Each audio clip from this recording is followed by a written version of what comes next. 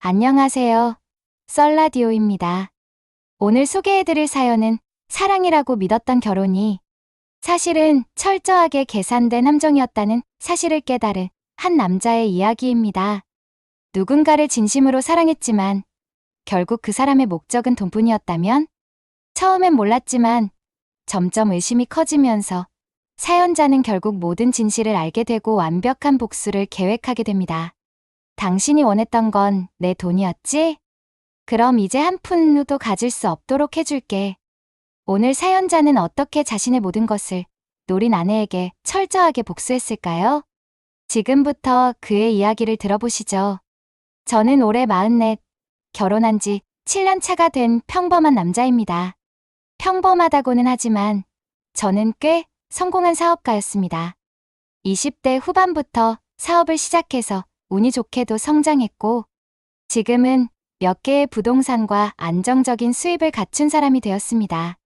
좋은 집, 좋은 차, 그리고 안정적인 생활. 그 덕분인지 주변에서는 저를 부러워하는 사람들이 많았습니다. 하지만 저는 사업을 하면서 단 한 가지 바람이 있었습니다. 진심으로 저를 사랑하는 사람과 가정을 이루고 싶다는 것. 세상은 돈에 따라 움직이는 곳이었지만 저는 돈이 아닌 진짜 사랑을 찾고 싶었습니다. 그리고 저는 그런 사랑을 찾았다고 믿었습니다. 바로 제 아내, 지연을 만났을 때 지연과 저는 친구의 소개로 만났습니다. 그녀는 저보다 8살 어린 28살이었고 밝고 명랑한 성격을 가진 사람이었습니다. 처음 만난 날 저는 그녀에게 한눈에 반했습니다. 지연은 유쾌했고 대화가 즐거웠고 무엇보다도 돈에 전혀 관심이 없는 사람처럼 보였습니다. 저는 돈보다는 그냥 평범한 가정이 제일 중요해요. 그녀는 그렇게 말하며 저를 바라보았습니다. 그 말이 너무 진심 같아서 저는 그때부터 지연과의 관계를 진지하게 생각하기 시작했습니다. 우리는 1년을 연애했고 저는 그녀에게 청혼했습니다. 그때까지도 저는 지연이 저를 있는 그대로 사랑해준다고 믿었습니다. 하지만 결혼 후 1년이 지나면서 저는 점점 의심하기 시작했습니다. 결혼 초반, 지연은 한없이 다정하고 살뜰했습니다. 아침마다 도시락을 싸주고 출근할 때 환한 미소로 배웅해 주었습니다.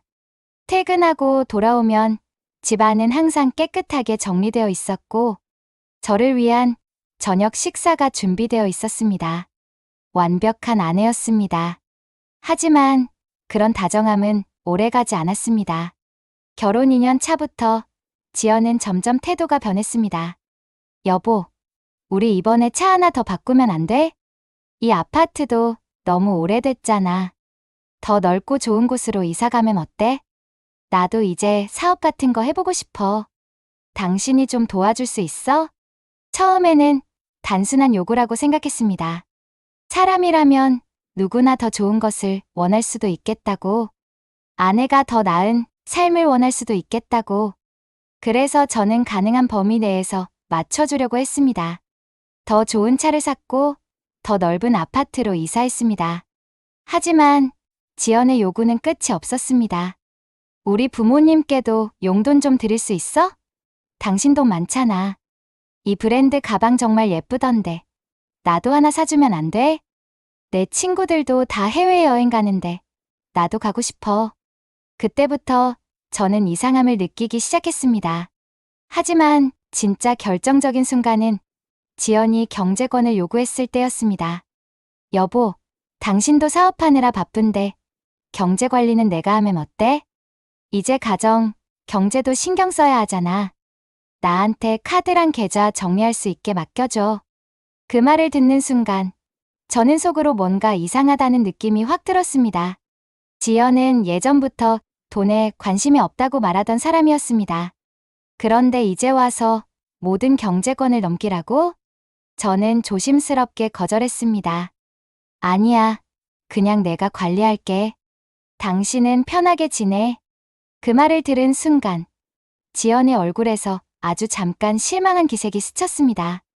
그리고 저는 그걸 놓치지 않았습니다. 그날 밤 저는 처음으로 생각했습니다. 혹시 지연이 처음부터 내 돈을 노리고 결혼한 건 아닐까? 그날 밤, 저는 쉽게 잠들지 못했습니다. 아내 지연 씨가 경제권을 맡겠다고 했던 순간이 계속해서 머릿속을 맴돌았습니다. 연애할 때부터 돈에 관심이 없다고 했던 사람이었는데 왜 이제 와서 저런 말을 했을까요? 단순히 가정, 경제를 맡고 싶다는 의미일 수도 있겠지만 뭔가 이상했습니다. 저는 단순한 기우라고 생각하고 싶었지만 마음속 어딘가에서 경고음이 울리는 기분이었습니다. 저는 평소처럼 아무렇지 않게 행동했지만 그날 이후부터 아내의 행동을 하나하나 유심히 관찰하기 시작했습니다. 며칠이 지나면서 저는 확실히 이전과 달라진 점들을 발견할 수 있었습니다. 카드 사용, 내역이 점점 커지고 있었습니다. 하지만 집에는 새로 산 물건이 많지 않았습니다. 가끔 혼자 외출할 때마다 핸드폰을 일부러 거실에 두고 나갔습니다. 평소보다 전화 통화가 잦아졌고 몰래 전화를 받는 경우가 많아졌습니다. 무엇보다도 제 모르게 적금과 주식을 정리하려는 흔적이 보였습니다. 이쯤 되니 저는 확신할 수 있었습니다. 아내가 무언가를 숨기고 있었습니다. 그리고 그것은 분명 돈과 관련된 것이었습니다. 하지만 저는 겉으로는 아무렇지 않게 행동했습니다. 아무것도 모르는 것처럼 평소와 똑같이 생활하면서 더 많은 단서를 모으기로 했습니다. 어느 날 저는 아무렇지도 않은 척 물어봤습니다. 요즘 어디 다녀오는 일이 많네요. 아내는 순간적으로 움찔했지만 곧 자연스럽게 웃으며 말했습니다. 응? 아, 그냥 친구들이랑 약속 있어서 그래. 오랜만에 쇼핑도 좀 하고. 저는 가만히 그녀를 바라보며 고개를 끄덕였습니다. 무슨 쇼핑을 그렇게 많이 하세요? 요즘 택배도 안 오던데요.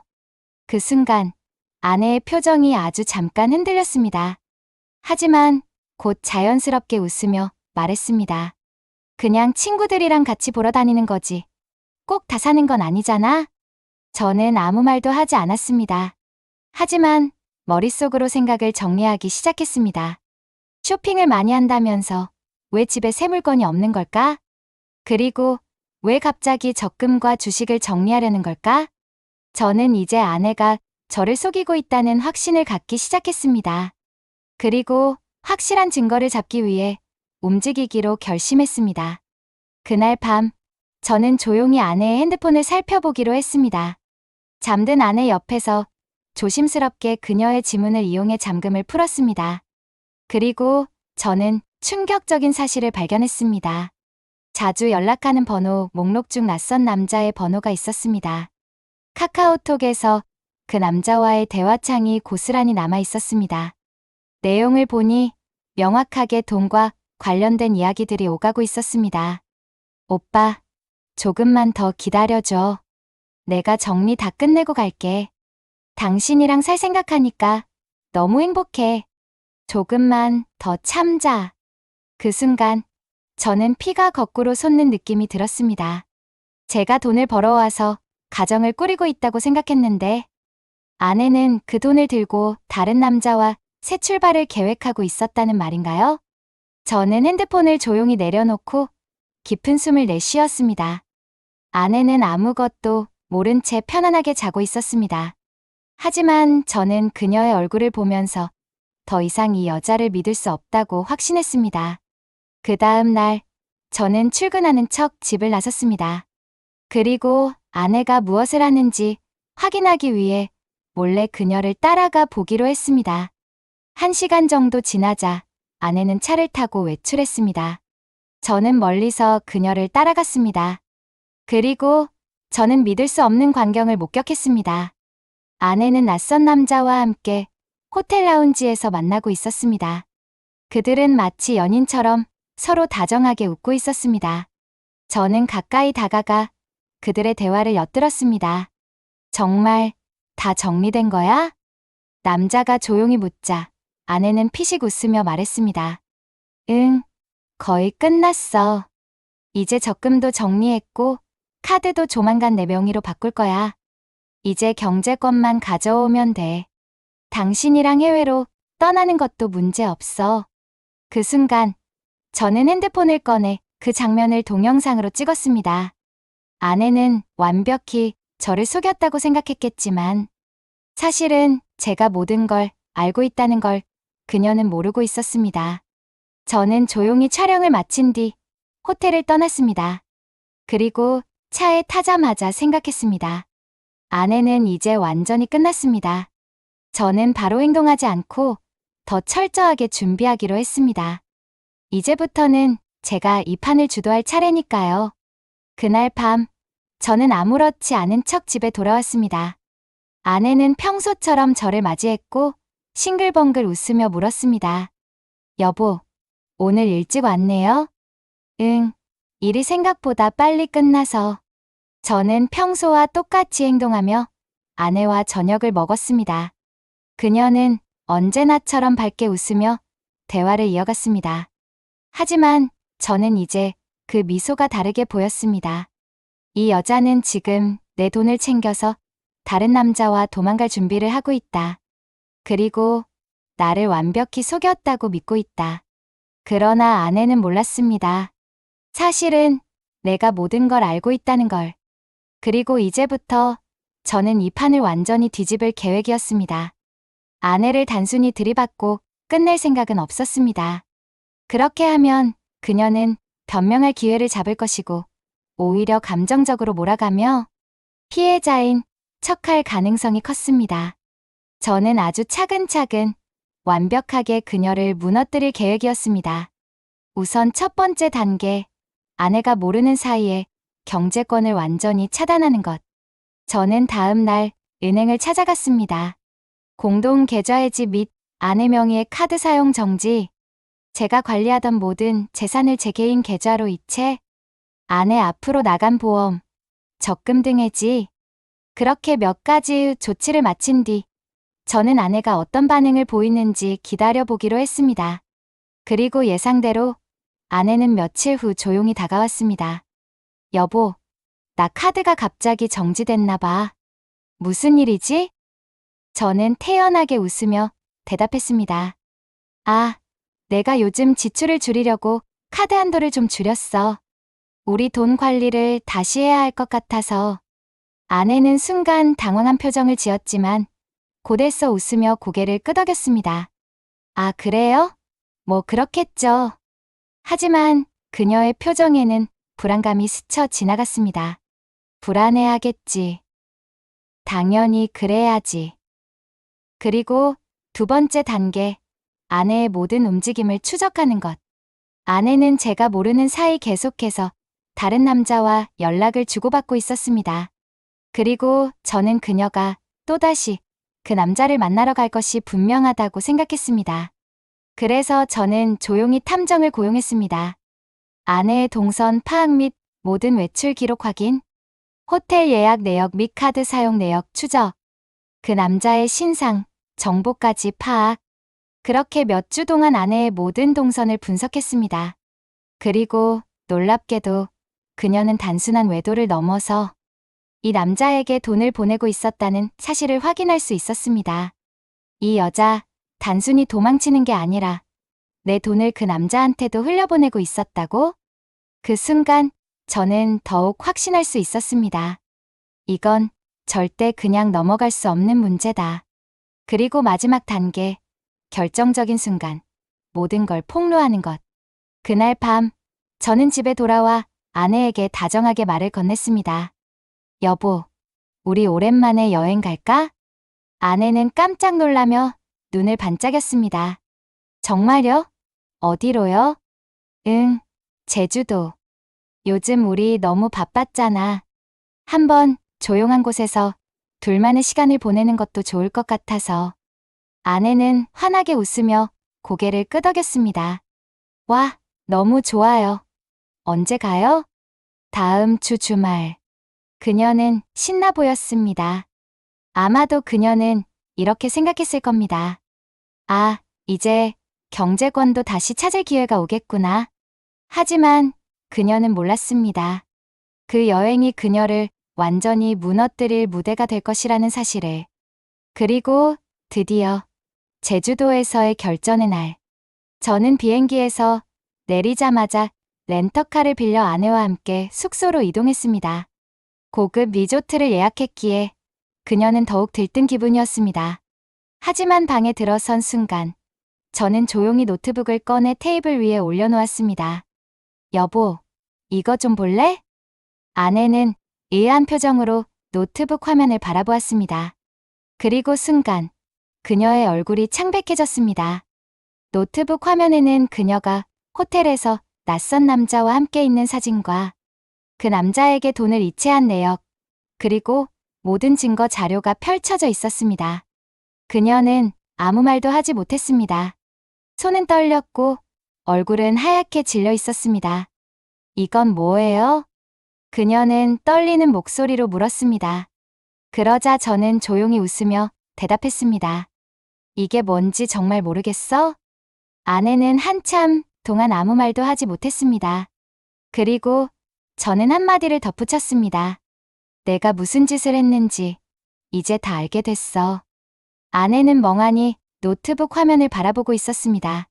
그 얼굴은 창백했고 손끝이 미세하게 떨리고 있었습니다. 이게 뭐예요?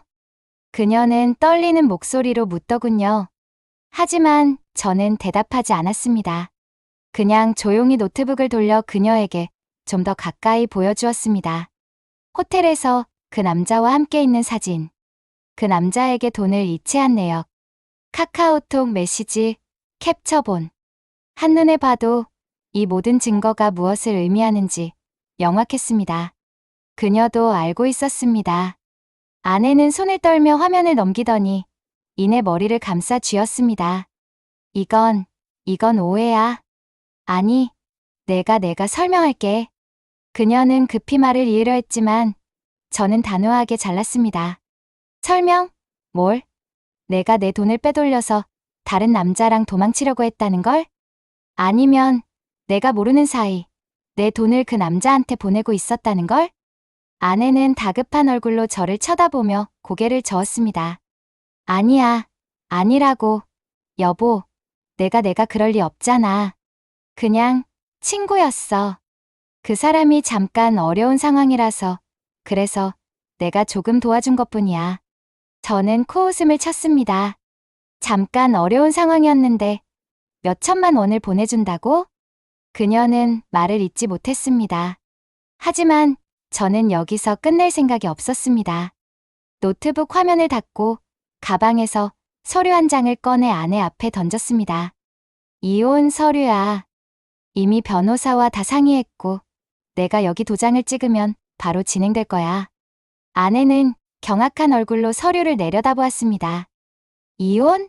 여보, 그건 아니지. 우리가 얼마나 함께 했는데. 그녀는 갑자기 울먹이며 제 손을 붙잡았습니다. 여보, 나 실수했어. 정말 그냥 한순간의 실수였어. 나 당신 사랑해. 우린 이렇게 끝내면 안 돼. 한 번만 기회를 줘. 응? 나 다시는 안 그럴게. 그녀의 눈에는 눈물이 맺혔고 손은 떨리고 있었습니다. 하지만 저는 이미 감정이 다 식어버린 상태였습니다. 내가 실수했다고? 실수는 하루 이틀 하는 게 실수지. 몇 개월 동안 내 돈을 빼돌리고 다른 남자랑 몰래 호텔에서 만나고 그 남자랑 해외로 도망갈 계획을 세운 게 실수라고? 아내는 울면서 고개를 저었습니다. 아니야. 아니라고. 나 정말 당신을 사랑해. 그냥 그 사람이 힘들어해서 내가 도와주고 싶었던 것뿐이야. 당신이랑은 비교도 안 돼. 나 당신 없으면 안 돼. 제발. 저는 냉정하게 그녀의 손을 뿌리쳤습니다. 웃기지 마. 내가 진짜 날 사랑했으면 이렇게 뻔뻔하게 거짓말하면서 내 돈 빼돌리고 다른 남자 만날 생각을 했겠어? 그녀는 울먹이며 손을 모았지만 저는 더 이상 들을 가치도 없다고 판단했습니다. 내가 얼마나 뻔뻔한 사람인지 오늘 제대로 알게 됐어. 하지만 너 하나만 망가지는 게 아니야. 저는 다시 가방에서 또 다른 서류를 꺼내 그녀 앞에 던졌습니다. 이건 고소장 초안이야. 너 횡령 및 사기 혐의로 법적 조치도 할 거야. 그리고 변호사 통해서 민사 소송까지 걸어둘 거고. 그녀는 그제야 완전히 무너진 표정으로 저를 바라보았습니다. 고소? 그래. 내가 가져간 내 돈 한 푼도 그냥 안 넘길 거야. 그리고 너 그 남자한테 돈 보내준 거, 그거 법적으로 문제될 수도 있는 거 알지? 그녀는 입술을 파르르 떨며 절망적인 얼굴을 했습니다. 여보, 제발. 나 진짜 나 잘못했어. 그냥 이번 한 번만 용서해줘. 우리 다시 시작하면 안 될까? 응? 저는 한숨을 쉬고 자리에서 일어섰습니다. 너랑 다시 시작한다고? 웃기지 마. 넌 이미 끝났어. 그리고 난 앞으로 너 같은 사람은 2번 다시 신경 쓰지 않을 거야. 그 순간 그녀는 완전히 무너진 듯이 바닥에 주저앉아 흐느끼기 시작했습니다. 하지만 저는 그녀의 울음소리에 아무런 감정도 느껴지지 않았습니다.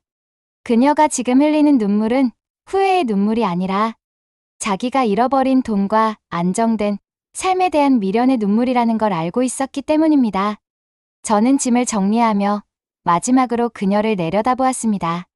내가 원하는 건 내 돈이었지. 사랑은 아니었잖아.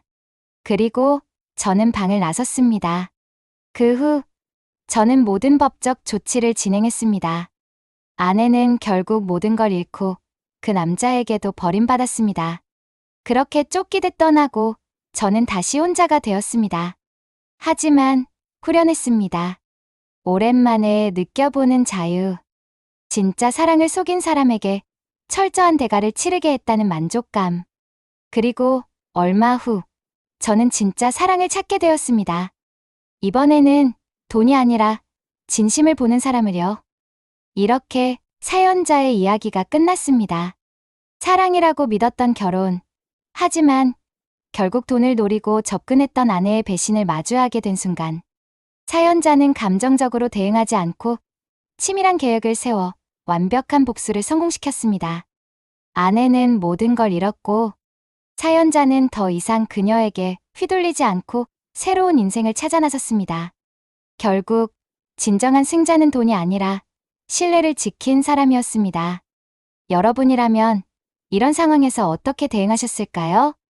사연자의 복수 방법이 통쾌하셨다면 댓글로 여러분의 의견을 남겨주세요. 그리고 썰라디오는 여러분의 응원으로 운영됩니다. 지금 구독 버튼 한 번만 눌러주시면 큰 힘이 됩니다.